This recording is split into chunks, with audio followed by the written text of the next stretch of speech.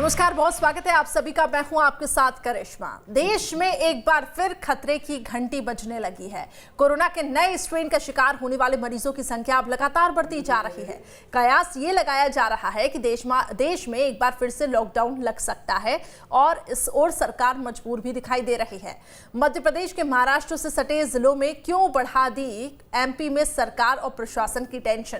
Corona के बढ़ते खतरे को लेकर कितनी सतर्क है सरकार और एमपी में नाइट कर्फ्यू को लेकर सरकार क्या ले सकती है फैसला? इन तमाम मुद्दों पर हम विस्तार से करेंगे चर्चा के लिए खास मेहमान भी होंगे हमारे साथ मौजूद। लेकिन आगे बढ़ने से पहले देखिए ये रिपोर्ट। मध्य प्रदेश में फिर बजी खतरे की घंटी। लगातार पैर पसार रहा कोरोना के बढ़ते आंकड़ों ने बढ़ाई चिंता। बेकाबू कोरोना को लेकर अलर्ट पर सरकार। सावधानी में ही सुरक्षा है, कृपया करके मास्क का उपयोग कीजिए। मास्क बचाव का सबसे प्रभावी हथियार है हमारे पास। भीड़ भाड़ से बचिए। पूरे देश में कोरोना एक बार फिर अपना रौद्र रूप दिखाने लगा है। कोरोना के नए स्ट्रेन से संक्रमित होने वाले मरीजों की संख्या लगातार बढ़ती जा रही है। आंकड़ों के लिहाज से अगर देखें तो पिछले सप्ताह तक पूरे प्रदेश में कोरोना के 200 से कम केस सामने आ रहे थे, लेकिन देखते ही देखते ये आंकड़ा एक बार फिर 300 के करीब तक पहुंच गया। इंदौर की स्थिति फिर से डराने वाली है। इंदौर में हर दिन 100 के करीब केस मिलने लगे हैं। इसके साथ ही भोपाल में 50 के पार कोरोना के मरीज मिल रहे हैं। हालातों को देखते हुए सभी जिलों में अलर्ट जारी कर दिया गया। रात्रि कर्फ्यू पर भी सरकार जल्द कोई बड़ा फैसला ले सकती है। वहीं प्रशासन कोरोना के बढ़ते मामलों पर नियंत्रण पाने के लिए पूरी तरह से मुस्तैद है। मौजूदा हालात में मध्य प्रदेश में कोरोना का फिर से बढ़ा खतरा। सीएम शिवराज सिंह चौहान लगातार कर रहे हालातों की समीक्षा। एमपी में नाइट कर्फ्यू जैसी स्थिति नहीं है। एहतियातन को जिलों में नाइट कर्फ्यू लग सकता है। महाराष्ट्र से आने वाले लोगों की जांच की जा रही है। महाराष्ट्र की सीमा से सटे जिलों में चेकिंग पॉइंट लगाकर थर्मल स्क्रीनिंग हो रही है। पूरे हालात पर सरकार नजर बनाए हुए है। सीएम शिवराज सिंह चौहान ने प्रदेशवासियों को आगाह करते हुए साफ तौर से कह दिया, खतरे की घंटी बज चुकी है। अगर अब भी आप नहीं चेते तो लॉकडाउन जैसे कदम को फिर से उठाने की नौबत आ सकती है। अलग अलग जिलों की परिस्थिति के हिसाब से जिलों ने फैसले किए हैं। मेरी आपसे अपील है, उन फैसलों का सम्मान करें। अभी हम नाइट कर्फ्यू नहीं लगा रहे, लेकिन परिस्थिति अगर बिगड़ी तो फिर हम उस दिशा में भी जाना होगा। कोरोना के अगर मध्य प्रदेश से जुड़े आंकड़ों की बात करें तो आंकड़े बेहद चौंकाने वाले हैं। बीते 24 घंटे में मध्य प्रदेश में कोरोना के 368 नए केस सामने आए। 24 घंटे में संक्रमण से 2 लोगों की मौत हुई। प्रदेश में फिलहाल 2435 कुल संक्रमित। देश भर के कोरोना से जुड़े आंकड़े भी कम हैरान करने वाले नहीं हैं। देश में बीते 24 घंटे में 16,500 से ज्यादा केस सामने आए। 16,577 नए केस सामने आए। 120 लोगों की कोरोना से हुई मौत। 12,179 मरीजों को डिस्चार्ज किया गया। कोरोना के कुल केस 1,10,63,491 हो चुके हैं।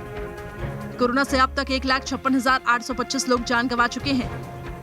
देश में कोरोना के कुल एक्टिव केस 1,55,986। 1,34,72,643 लोगों का टीकाकरण हो चुका है। मध्य प्रदेश में कोरोना की संक्रमण दर 2% से ऊपर पहुंच गई। करीब महीने भर बाद संक्रमण दर इस स्तर पर पहुंच गई। इस दर में पिछले एक हफ्ते से लगातार इजाफा हो रहा है। इसके पहले ये दर 1% के आसपास थी। प्रदेश में जितने मरीज मिल रहे हैं उनमें आधे से ज्यादा इंदौर और भोपाल के हैं। इंदौर में कोरोना मरीजों की संख्या 100 के पार बनी हुई है। ऐसे में अब ये देखना होगा कि सरकार की सख्ती आने वाले दिनों में कोरोना पर कितना लगाम लगा सकती है। Team news state. चलिए, तो कोरोना बेकाबू होता जा रहा है, लेकिन जिम्मेदार कहीं न कहीं हम और आप ही हैं। जो लापरवाहियां बढ़ती गई हैं उसका खामियाजा भुगतना पड़ रहा है। लेकिन अभी भी वक्त है, थोड़ा सा अगर सतर्क हो जाएंगे तो इस प्रकार की जो असावधानियां हैं वो आप पर भारी नहीं पड़ेंगी। तमाम मुद्दों पर हम चर्चा करेंगे। ब्रज गोपाल लोया जी हमारे साथ इस वक्त बीजेपी की तरफ से पक्ष रखने के लिए जुड़ चुके हैं और साथ ही अजीत भदौरिया जी भी हमारे साथ कांग्रेस की तरफ से पक्ष रखेंगे, वो भी जुड़ चुके हैं। आप दोनों मेहमानों का बहुत बहुत स्वागत है। सबसे पहले ब्रज गोपाल लोया जी आपके पास आना चाहूंगी। सरकार आपकी है सर, सवाल सबसे पहले आपसे ही होगा। ये बताएं कि प्रशासन कितना ज्यादा मुस्तैद है, क्योंकि क्योंकि हम देख रहे हैं अब कोरोना के मामले तेजी से बढ़ते जा रहे हैं। क्या लगता है आपको, बीते दिनों जो लापरवाहियां बढ़ती गई हैं, क्या उसका खामियाजा उठाना पड़ सकता है और एक बार क्या फिर प्रदेश को हम लॉकडाउन की ओर देख सकते हैं?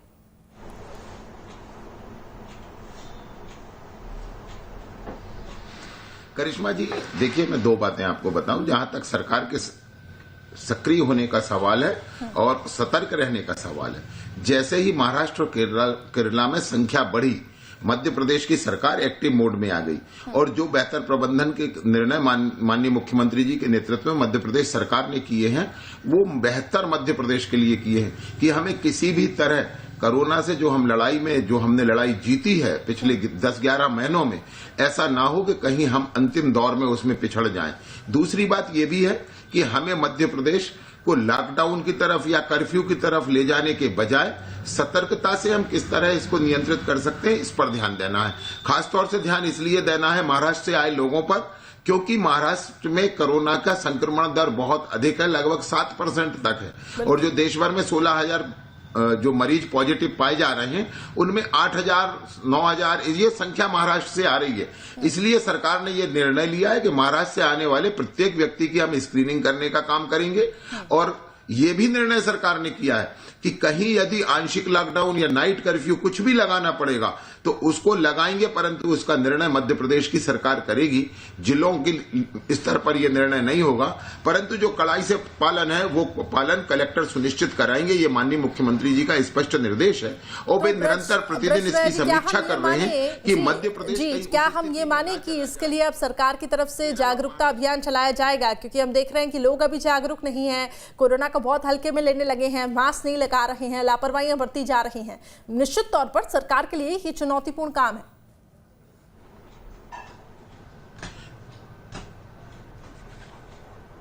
नहीं, देखिए करिश्मा जी, मैं आपको बताऊं कि सरकार इसका आग्रह करती रही है लगातार।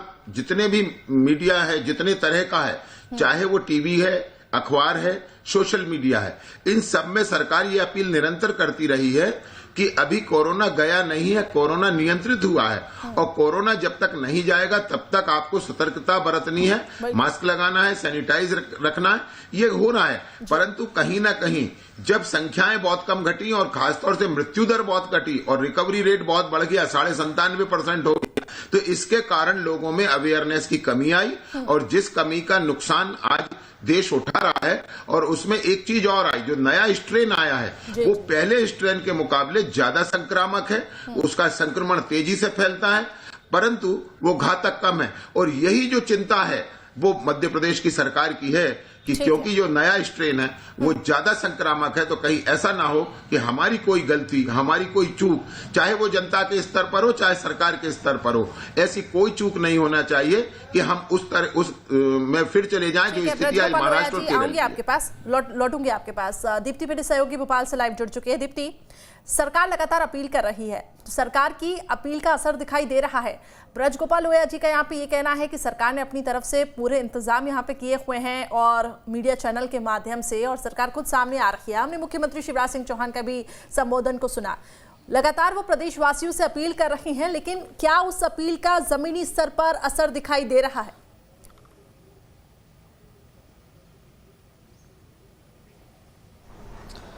देखिए, अगर ज़मीनी स्तर पर देखें तो निश्चित ही अपील का कहीं बहुत असर दिखाई नहीं दे रहा है। हाँ, ये हो सकता है कि सरकार की अपील के बाद अगर हम ये मानते हैं कि 80% लोग फॉलो नहीं कर रहे थे तो शायद 60% करने लगे हों, या 70% मतलब 20% की बजाय 10% लोग और ज़्यादा उसको फॉलो करने लगे हों। लेकिन अगर अपील की बात करें तो ज़मीनी स्तर पर असर नहीं दिखाई दे रहा। उसकी बहुत बड़ी वजह यह है कि कोरोना को लेकर जो डर था वो निकल चुका है। बात स्ट्रेन की भी हो रही है कि नया स्ट्रेन ज़्यादा संक्रामक है। भले ही नए स्ट्रेन की बात हो रही हो, लेकिन अब कोरोना के किसी भी स्ट्रेन को लेकर जनता में वो डर या वो भय देखने को नहीं मिल रहा। और जब लोगों में डर और भय नहीं है तो वो गाइडलाइन का पालन नहीं कर रहे हैं। और अब इन सबसे बड़ी बात ये हो गई है कि मार्च से अब प्राइवेट हॉस्पिटल्स में भी वैक्सीनेशन शुरू हो जाएगा। अब वैक्सीनेशन का जो नया वो दौर शुरू होगा उसको देखकर भी लोगों में डर कम हो गया है। तो कहीं ना कहीं सरकार लगातार अपील कर रही हो, लगातार अवेयर कराया जा रहा हो, चाहे सरकार की तरफ से ताकीद भी किया जा रहा हो कि अगर अगर आप लोग मास्क नहीं लगाएंगे तो हम नाइट कर्फ्यू लगा देंगे, क्योंकि जब से सब कुछ अनलॉक हुआ है उसके बाद कितने ही बंदिशें क्यों न लगाई जाएं, चाहे वो नाइट कर्फ्यू का हो चाहे वो मास्क का हो, किसी को भी पालन नहीं किया गया है। और खासकर वैक्सीनेशन आने के बाद से तो मास्क को लेकर स्थितियां और खराब हो चुकी है। मास्क को लेकर तो कोई भी ना मास्क लगा रहा है, न किसी को अब इस बात का डर रहा है कि चूंकि कोरोना है तो मास्क लगाया जाए, मास्क लगा के लोगों के बीच जाया जाए, इस तरह की स्थितियां नहीं है। ठीक है दीप्ति, ये इस बात से इनकार नहीं किया जा सकता कि सरकार अपने स्तर पर पूरे काम कर रही है और सामने भी आ रही है, प्रदेश की जनता को बार बार यही अपील कर रही है कि भाई कोरोना से डरिए, क्योंकि अब ऐसा वक्त आ गया है कि लोग कोरोना को बहुत हल्के में लेने लग गए हैं। अजीत भदौरिया जी, आपके पास आना चाहूंगी। आप लोग को अगर महंगाई के मुद्दे से फुर्सत मिली हो तो ये बताएं, कुछ कोरोना को लेकर जागरूकता कांग्रेस की तरफ से उठाई गई, क्योंकि देखिए विपक्ष है और ये तो जनता से जुड़ा हुआ मुद्दा है। सर, आप लोगों ने कुछ इसको लेकर काम किया?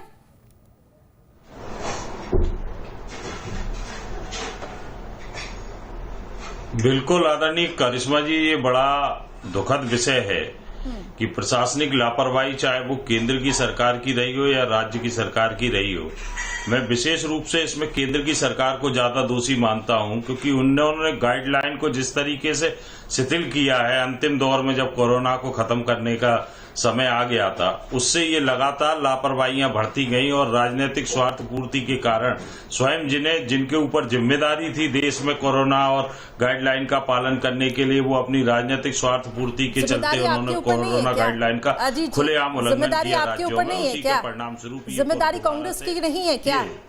जी बिल्कुल, जिम्मेदारी कांग्रेस पार्टी के ऊपर भी है, कांग्रेस पार्टी के ऊपर बिल्कुल है,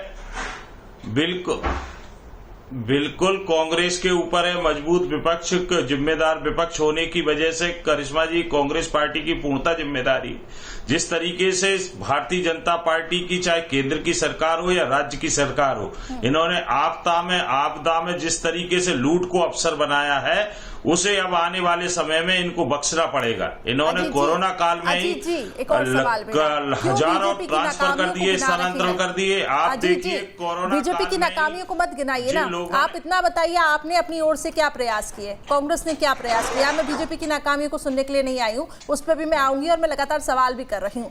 आपसे मेरा सीधा सवाल है, कांग्रेस की ओर से जागरूकता अभियान क्या चलाया गया कि कांग्रेस को तो हम देख रहे हैं प्रदेश में इस वक्त बढ़ती महंगाई, ये 2-3 मुद्दे हैं जिसको लेकर विपक्ष सरकार को घेर रहा है। अगर आप कह रहे हैं मजबूत विपक्ष है, जनता से जुड़े मुद्दों को आप उठाते हैं, तो क्यों नहीं आखिर जनता के बीच आप लोग ही जाते और एक पहल यहां पे पेश करते, एक उदाहरण देते आप लोग ही?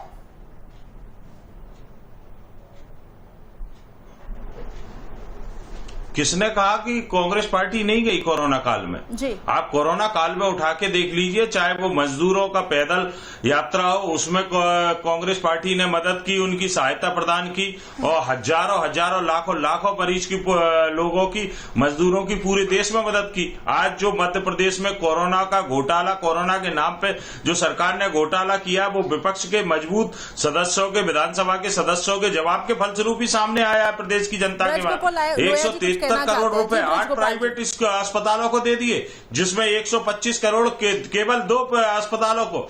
मैं करिश्मा जी कहूंगा कि 30 करोड़ रुपए तिरकोट काढ़े पे खर्च हो गए और जिसमें 8 करोड़ रुपए सिर्फ उसकी पैकिंग पे। आप स्वयं समझदार हैं, पूरा प्रदेश समझदार है।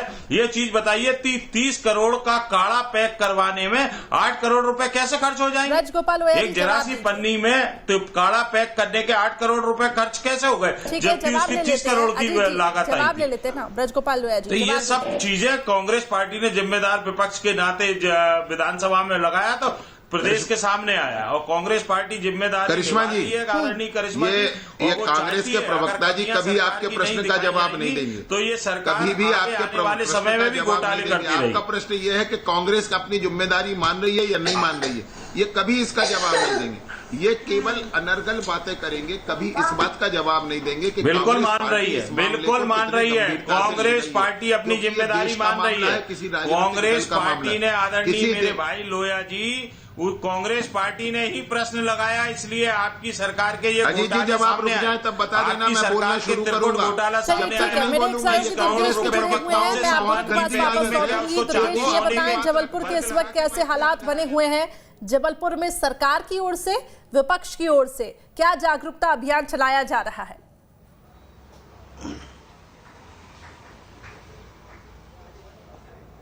देखिए करिश्मा, यदि हालातों की हम बात करेंगे तो हालातों को सामान्य नहीं कहा जा सकता है। बीते 24 घंटों में 22 नए संक्रमित मरीज मिले थे। कल जो आंकड़ा आया है उसमें 18 संक्रमित मरीज मिले हैं और ये आंकड़ा अब दिन ब दिन बढ़ेगा, क्योंकि ये बात खुद प्रशासन और स्वास्थ्य महकमा भी स्वीकार करता है कि जो हालात महाराष्ट्र के हैं, महाराष्ट्र के बाद उसका असर मध्य प्रदेश और जबलपुर में साफ देखने को मिलेगा, क्योंकि जो यात्री हैं वो लगातार आ रहे हैं। अब दूसरा सवाल कि जागरूकता किस तरीके से चलाई जा रही है। देखिए, जागरूकता की तो बात अब खत्म हो चुकी है, चाहे सत्ताधारी पार्टी की हो चाहे विपक्षी पार्टी की हो। यदि आंदोलन होते हैं तो इन दोनों ही पार्टियों के आंदोलन में ना तो गाइडलाइन का पालन नजर आता है, ना कोई मास्क लगाया नजर आता है और ना किसी तरह की किसी को चिंता नजर आती है। कांग्रेस की तमाम आंदोलन हुए। अभी हाल ही में युवक कांग्रेस के राष्ट्रीय अध्यक्ष ने यहां पर एक बड़ा जंगी प्रदर्शन किया, महंगाई को लेकर, बेरोजगारी को लेकर। उसमें सैकड़ों की संख्या में कांग्रेस के कार्यकर्ता जुटे, पानी की बौछारें हुई। तकरीबन 1.5 से 2 घंटे तक माहौल गर्मा गर्म रहा और इस दौरान हजारों की संख्या में लोग एकजुट हुए। सवाल यह है कि आंदोलन करिए, महंगाई है, बेरोजगारी है, तमाम चीजें हैं, लेकिन यदि हम कोरोना को भूल जाएंगे तो फिर सवाल कैसे?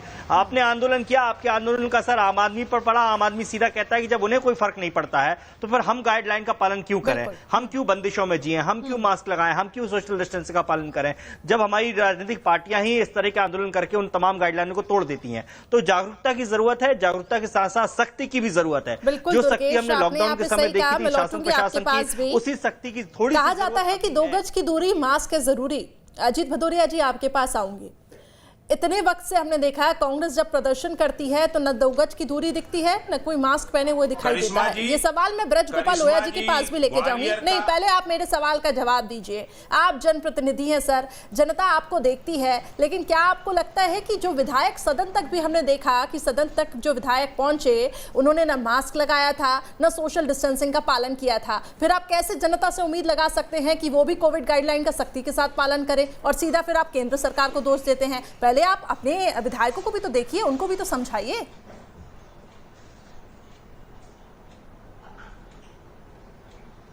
बिल्कुल, जो विधायक लगा के नहीं जाए उसको सदन की कार्रवाई से बाहर कर दिया जाए उस दिन के लिए। हम तो कह रहे हैं जो अपनी जिम्मेदारी जनप्रतिनिधि के नाते, किसी भी दल का हो, जनप्रतिनिधि के नाते नहीं समझ रहा उसको बाहर करिए।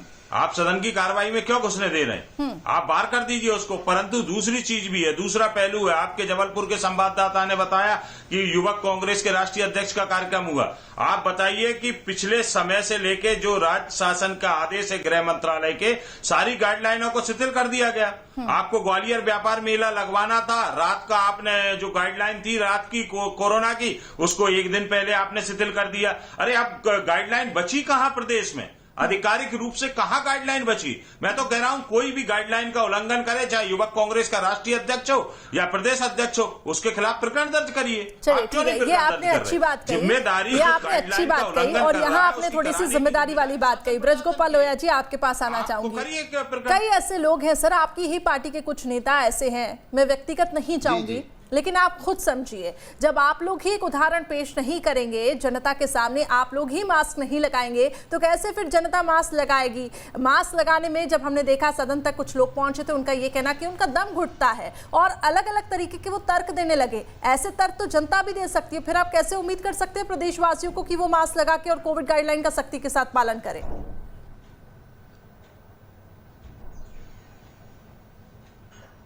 नहीं, देखिए, ये बात जो भी आप जिन लोगों के बारे में बात कर रहे हैं उनको ये सुनिश्चित करना चाहिए, क्योंकि जनता अपने नेताओं के आचरण का अनुसरण करती है। वे नेता चाहे भारतीय जनता पार्टी के हो, कांग्रेस पार्टी के हो, ये पार्टी की तरफ से ये कभी नहीं हुआ कि हमें इस तरह के काम नहीं करने। हमारे प्रदेश कार्यालय में आप जब जाएंगे तो वहां पूरी गाइडलाइन का पालन करना पड़ेगा। आपके संवाददाता भी दिन भर जाते हैं। महत्वपूर्ण ये है कि कोई भी व्यक्ति जो अपने आप को जनप्रतिनिधि मानता है तो उसे ये उदाहरण पेश करना ही पड़ेगा कि हम जनता के बीच में जाएं। परंतु मैं बीच में अजीत भदौरिया जी ने बोलने नहीं दिया था। मैं कहना ये चाहता हूं कि यदि कोरोना की जब हम बात करते हैं तो इसको अगर हम दलीय आधार पर चर्चा करते हैं, वो बार बार कह रहे हैं कि केंद्र सरकार की विफलता है। 1 मई को आपको याद होगा, 1 मई 2020 को माननीय नरेंद्र मोदी जी ने जनता के सामने आकर कहा था कि अब आगे राज्यों की स्थिति के अनुसार राज्य स्वयं निर्णय लें कि उन्हें क्या करना है और कैसे करना है। महाराष्ट्र जैसे राज्य ये भूल जाते हैं कांग्रेस के प्रवक्ता चर्चा करने के दौरान कि अगर दूसरे स्ट्रेन की जो तीसरी लहर आई है वो महाराष्ट्र और केरला से आई है, जहां आप राजनीति करते हैं, भारतीय जनता पार्टी नहीं करती है। आपने कोई ऐसा उदाहरण प्रस्तुत नहीं किया है। मैं इसके बाद भी ये कहता हूं, मैं उनके दोष को भी नहीं छूना चाहता, किसी ने गलती की हो, परंतु राजनीति में सामाजिक जब मुद्दे होते हैं तो उन पर हम सबकी नैतिक और बराबरी की जिम्मेवारी होती है। और कांग्रेस पार्टी को इस बात को समझना पड़ेगा कि केवल गाली बकने से काम नहीं चलेगा। उदाहरण आपको प्रस्तुत करना होगा। जब पूरे विश्व में लोगों ने आवागमन बंद कर रखा है, तब कांग्रेस के राष्ट्रीय अध्यक्ष माननीय राहुल गांधी जी पिछले साल फरवरी में भी विदेश यात्रा में थे और इस साल 2 विदेश यात्राएं कर चुके हैं। क्यों जा रहे हैं आप? आपने कौन सा उदाहरण प्रस्तुत किया? जवाब दीजिए। ये सब ऐसा है कि कांग्रेस पार्टी हमेशा मुद्दों को भटकाने का प्रयास करती है। आप सही बात करिए। अजीत जी, जी जी आपको ही मौका दे रही हूँ, बोलिए। देखिए, ये तो बड़ी हास्यास्पद बात है करिश्मा जी कि राष्ट्रीय अध्यक्ष क्यों विदेश यात्रा गए? अरे भाई, गाइडलाइन थी, विदेश जाने की परमिशन थी, विदेश मंत्रालय ने परमिशन दी, तभी तो गए विदेश हैं। और यात्री भी जा रहे हैं, वो भी चले गए। कोई नहीं गया है। अगर कोई जा रहा है, ये तो बात गैर तार्किक बात है। परंतु आपको करिश्मा जी, आपके माध्यम से एक ध्यान आकृष्ट कराना चाहूंगा। मैं आदरणीय दीप्ति जी भी खड़ी हैं, मैं दीप्ति जी का भी ध्यान। एक मिनट लोया जी, मेरी 1 मिनट बात सुन लीजिए। एक मिनट मेरी बात सुन लीजिए। हल्की स्तर की बात मत करिए कि मूड फ्रेश करने जा रहे हैं, क्या करने जा रहे हैं। इन बातों का कोई मतलब नहीं है। आप बहुत जिम्मेदार हैं, आपकी बहुत अच्छी इमेज है भारतीय जनता पार्टी प्रवक्ता के रूप में। आप बहुत सब प्रवक्ताओं में आपकी गिनती होती है और हम लोग चर्चा करते हैं तो आपको एक सब प्रवक्ता के रूप में हम लोग काउंट करते हैं। परंतु इससे हल्की बात मत करिए, आपका स्वयं का स्तर गिरेगा। मैं दीप्ति जी के माध्यम से करिश्मा जी, आपका भी सब लोगों का ध्यान आकृष्ट करना चाहता हूँ। राहुल जी का मैं ठीक है, अजीत जी को बोलने का मौका दीजिए। अजीत जी बोलिए। मैं ध्यान आकृष्ट करना चाहता हूँ करिश्मा जी, मैं एक ध्यान आकृष्ट कराना चाहता हूँ आपके माध्यम से पूरी सरकार का। आप निकलवा लीजिए अपने संवाददाताओं के माध्यम से कि मध्य प्रदेश में राज्य सरकार ने कोरोना की गाइडलाइनों को किस स्तर से ले जाके शिथिल कर दिया। आप देखिए, कोई गाइडलाइन ही नहीं बची आज मध्य प्रदेश में। कहाँ गाइडलाइन है जिस पे हम चर्चा कर रहे हैं? कोई गाइडलाइन ही नहीं है। जब स्वार्थ सिद्धि करना हुई भारतीय जनता पार्टी के नेताओं को, उन्होंने वो एक आदेश निकाल के वो गाइडलाइन को शिथिल करवा दिया। अभी केवल लाइट गाइडलाइन चल रही थी, वो भी ग्वालियर व्यापार मेला के चलते हुए उन्होंने उसको भी शिथिल करवा दिया। आपकी भी और इसके साथ ही सत्ता पक्ष की भी। दीप्ति, आपके पास मैं आना चाहूंगी। आप देख रही है किस तरीके से यहाँ पे आरोप प्रत्यारोप लग रहा है, लेकिन एक अगर हम समाज के उससे बात करते हैं तो समाज अभी कितना ज्यादा जागरूक है? क्योंकि एक बार फिर से हमें लगता है कि अवेयरनेस फैलाने की कोशिश यहाँ पे करनी चाहिए और दोनों ही दलों को इसमें मिलकर प्रयास करना चाहिए, बगैर यहाँ पे मुद्दों को भटकाए और दूसरी बातों पर ध्यान आकर्षित करके।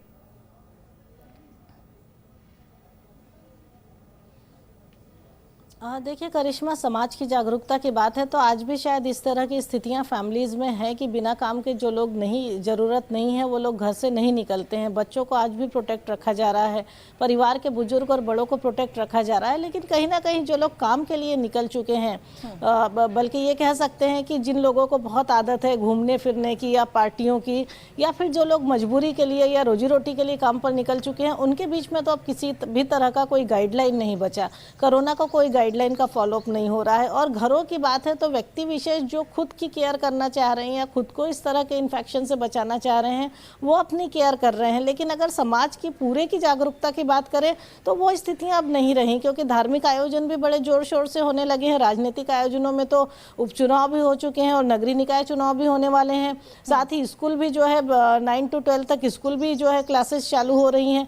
तो धीरे धीरे कोचिंग सेंटर्स को भी परमिशन दे दी गई है और जो है सिनेमा हॉल भी खुल रहे हैं। तो ऐसे में हम ये उम्मीद करें कि समाज जागरूक रहे। इतना सब कुछ खुला होने के बाद तो शायद ये संभव नहीं है, क्योंकि कहीं ना कहीं जो कोरोना काल था वो लोगों के लिए बड़ा मेंटल प्रेशर वाला था। उसकी वजह ये रही थी कि एक तो कई सारे लोगों की आजीविका चली गई, उसके बाद जो घर में रहने का जो प्रेशर था वो अपने आप में एक बहुत तकलीफ देह था। तो अब लोग निकलना भी चाहते हैं, तो समाज में जागरूकता तो है पर उतनी नहीं है, या फिर जागरूक होने के बाद भी गाइडलाइंस का पालन नहीं हो रहा है। और उसकी वजह यह है कि सरकार की तरफ से कोई सख्ती नहीं है, किसी तरह से आपको उसके लिए दबाव नहीं बनाया जा रहा है कि आप उन गाइडलाइंस का पालन करें। करिश्मा, अब मेरे पास समय की कमी है। ब्रज गोपाल लोया जी और अजीत भदौरिया जी, आप लोग आमने सामने आए और मैं कहती हूं कि आप दोनों की नैतिक जिम्मेदारी है सर, पक्ष और विपक्ष दोनों मिलकर इसमें काम करें, क्योंकि अभी सख्ती नहीं दिखाई दे रही है। अगर आप अवेयरनेस के लिए सामने आ रहे हैं, जनता से अपील कर रहे हैं, तो पहले खुद को भी पालन करना बहुत जरूरी है। हम देखते हैं राजनीतिक गतिविधियां चलती हैं, उसमें तो सोशल डिस्टेंसिंग दिखती नहीं है, और अब तो सब खुलने की परमिशन दे दी गई है, जैसा कि दीप्ति बता रही थी। तो अभी वो सख्ती नहीं दिखाई दे रही है। क्या कहेंगे, संक्षिप्त में अपनी बात रखिएगा।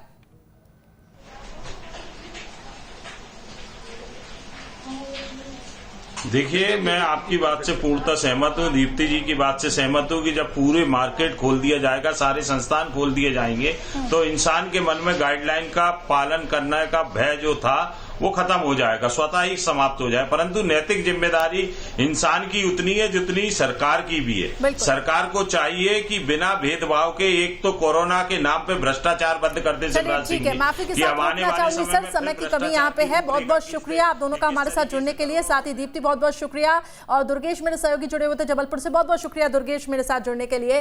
तो सरकार की तो यहाँ पे जिम्मेदारी है ही, लेकिन आपकी भी जिम्मेदारी बनती है कि जो सरकार की तरफ से गाइडलाइंस दी जा रही है उसका पालन करें।